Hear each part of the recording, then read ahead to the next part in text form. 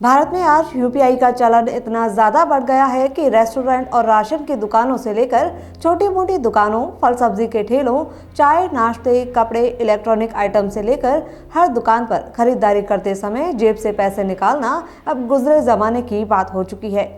अब हर कोई अपना फ़ोन निकालता है और तुरंत फ़ोन पे, गूगल पे, पेटीएम जैसे प्लेटफॉर्म के जरिए तुरंत यूपीआई पेमेंट करता है और अपना सामान ले लेता है। इसी तरह अगर किसी को भी पैसे भी ट्रांसफ़र करने हो तो अब बैंकों में घंटों लंबी कतारों में लगने की भी ज़रूरत नहीं होती है।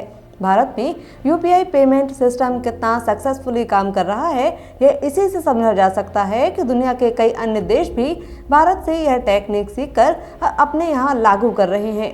इस लिस्ट में अब मालदीव का नाम भी शामिल हो गया है। दरअसल मालदीव के राष्ट्रपति डॉक्टर मोहम्मद मुइज़ू ने रविवार को अपने कैबिनेट की सिफारिश के बाद अपने देश में यूपीआई शुरू करने का फैसला लिया है।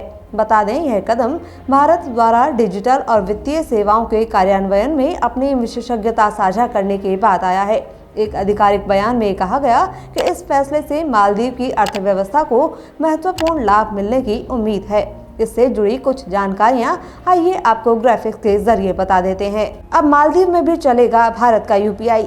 इस महीने की शुरुआत में मालदीव में लॉन्च हुआ RuPay card. UAE, Sri Lanka, France, Malaysia, Bhutan, Oman, Nepal और मॉरिशस में पहले ही यूपीआई चालू। मलेशिया, सिंगापुर, फिलीपींस, दक्षिण कोरिया जैसे 10 देशों में भी हुआ शुरू।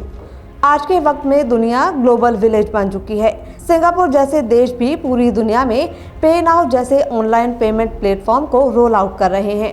ऐसे में भारत भी अपने ऑनलाइन पेमेंट प्लेटफॉर्म को लगातार मजबूत बना रहा है।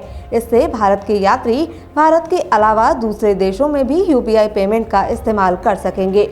इसके अलावा इस साल NIPL ने सेंट्रल बैंक ऑफ पेरू और नामीबिया के साथ भी एक डील साइन की है, जो यूपीआई जैसा एक रियल टाइम पेमेंट सिस्टम होगा। यह भारत के घरेलू यूपीआई पेमेंट इंटरफेस ब्लूप्रिंट पर बेस्ड होगा। इसे भारत में साल 2047 तक लॉन्च किया जा सकता है।